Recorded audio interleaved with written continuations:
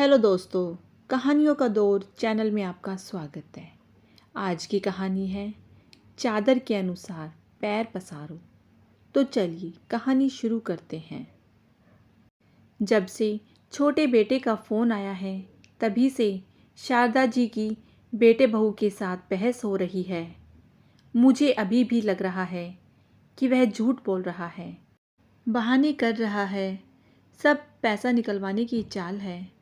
बहू रोहिणी ने कहा। पिछली बार की हरकतें देखकर लग तो मुझे भी रहा है कि इस बार भी बहाने ही कर रहा है। बेटे विवेक ने कहा, तू बड़ा भाई होकर भी ऐसी बातें करेगा, मुझे यकीन नहीं था। अरे क्या मैंने तुझे इसी दिन के लिए इतना पढ़ाया लिखाया, इस काबिल बनाया कि ज़रूरत पड़ने पर तुम अपने छोटे भाई की मदद भी ना करो। सही कहते हैं लोग, पैसा आ जाने पर अपने ही अपनों को नहीं पहचानते। माँ, आप सालों से बस एक ही बात बोल रही हैं। आप और पापा ने तो हम दोनों को पढ़ाया। अगर उसने पढ़ाई पर ध्यान नहीं दिया, इसमें मेरी क्या गलती? वो आज ही नहीं, सालों से हम सबको बेवकूफ़ बना रहा है, फिर भी आप समझने को तैयार नहीं। पहले भी पढ़ने के बहाने पैसे लेकर दोस्तों के साथ सिनेमा देखना, घूमने जाना, पार्टी करना, बस यही सब करता रहा। आज भी वह यही कर रहा है। माँ, अब वह बच्चा नहीं रहा, बल्कि एक बच्चे का पिता बन चुका है। और फिर कब तक वह दूसरों पर निर्भर रहेगा? कभी ना कभी तो उसे अपनी जिम्मेदारी समझनी पड़ेगी। अरे तू कैसी बातें करता है? वो कोई दूसरा नहीं, तेरा छोटा भाई है। ठीक है, अगर तुम नहीं दे रहे तो मैं कहीं और से इंतज़ाम करती हूँ। आप इंतज़ाम मत करिए, मैं देता हूँ पैसे। पैसे देने की बात सुन रोहिणी गुस्से में वहाँ से उठकर अपने कमरे में चली गई। रोहिणी की शादी को 10 साल होने को आए थे। पति मल्टीनेशनल कंपनी में अच्छी पोस्ट पर हैं। उसका देवर भी उसी शहर में कुछ किलोमीटर की दूरी पर रहता है। जब से उसकी शादी हुई है, कभी देवर को घर का खर्च या माँ के इलाज में कोई मदद करते नहीं देखा। उल्टा हर महीने कुछ ना कुछ पैसे बड़े भाई से मांग लेता है, यह कहकर कि मेरी कमाई ज़्यादा नहीं है। शादी के कुछ महीनों बाद ही वह अलग रहने लगा। फिर भी जब तब किसी न किसी चीज़ के बहाने पैसे मांग ही लेता। एक बार विवेक ने कह दिया, अपनी कमाई बढ़ाओ, मैं हमेशा तुम्हारी मदद नहीं कर सकता। मेरा अपना परिवार भी है और माँ का इलाज भी। तब से वह उधार कहकर पैसे लेता है, लेकिन आज तक वापस नहीं किए। गुस्सा विवेक को भी आता है, लेकिन यह सोचकर रह जाता है कि छोटा भाई है तो बड़े भाई होने के नाते मदद करनी चाहिए। पर वो इसका कुछ ज़्यादा ही फ़ायदा उठाने लगा। अभी कुछ महीने पहले पत्नी बीमार है, इलाज कराना है कहकर 25,000 मांग लिया। भाई ने दे भी दिया। बाद में बातों बातों में देवरानी के मुंह से निकल गया कि इलाज में तो सिर्फ 10,000 खर्च हुए, बाकी पैसे शॉपिंग में खर्च हो गए। आज फिर पैसे के लिए फ़ोन आया था। बेटे के स्कूल की फ़ीस देनी है। विवेक देने में आनाकानी करने लगा। बस इसलिए माँ नाराज़ हो गई। वैसे भी जो बच्चे दूर रहते हैं, माँ को उसी पर ज़्यादा प्यार आता है। विवेक के कमरे में आते ही रोहिणी ने पूछा, पैसे दे दिए? हाँ, दे दिए। मन तो नहीं कर रहा था, लेकिन फ़ीस भरनी है। और फिर मैं माँ को नाराज़ नहीं देख सकता। और वो है तो अपना छोटा भाई ही। फिर उधार लिया है, बोला है कुछ महीने में वापस कर दूँगा। आज तक तो नहीं किया, आज तक नहीं किया, लेकिन हो सकता है अब कर दे।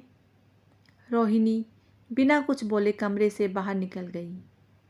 करीब 2 दिन बाद शारदा जी बाहर वॉक करने के लिए निकली थी तो उनकी सहेली मिली। अरे शारदा, उस दिन पार्टी में तुम नहीं गई थी क्या? कौन सी पार्टी? तुम किस पार्टी की बात कर रही हो?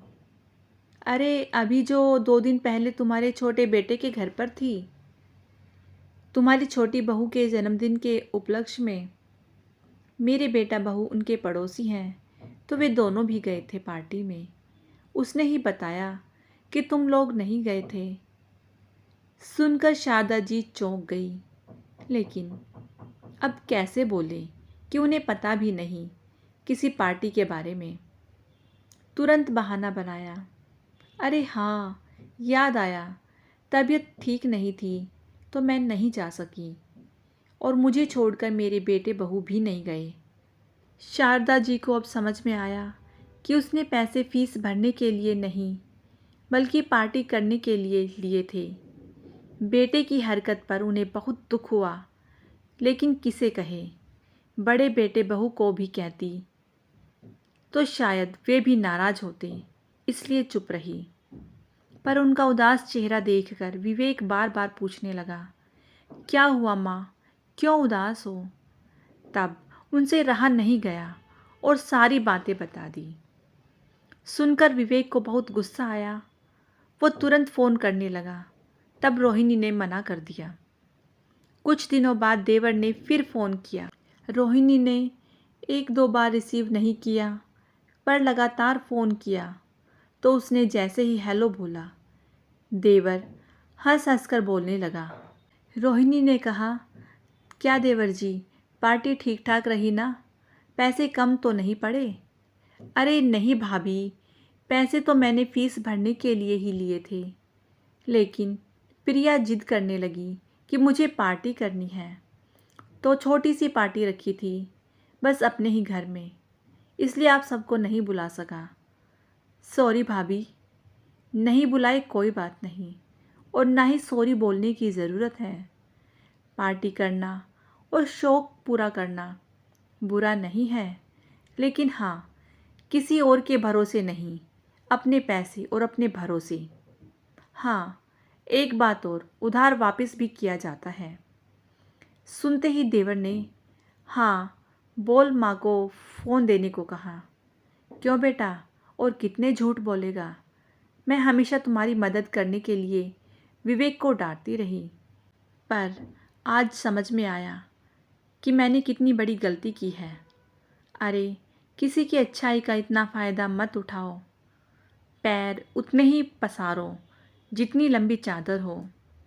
माँ, इस बार माफ़ करिए, आगे से गलती नहीं होगी, और हाँ, जितना जल्दी होगा मैं पैसे वापस कर दूँगा।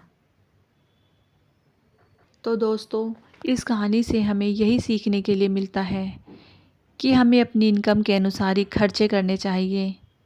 जितनी चादर हो उतना ही पैर पसारना चाहिए। तो आपको ये कहानी कैसी लगी, मुझे कमेंट करके ज़रूर बताएं। यदि कहानी अच्छी लगी हो तो कहानी को लाइक कीजिएगा, शेयर कीजिएगा, और यदि चैनल पर नए हैं तो चैनल को सब्सक्राइब करना बिल्कुल ना भूलिएगा। कहानी सुनने के लिए बहुत बहुत धन्यवाद।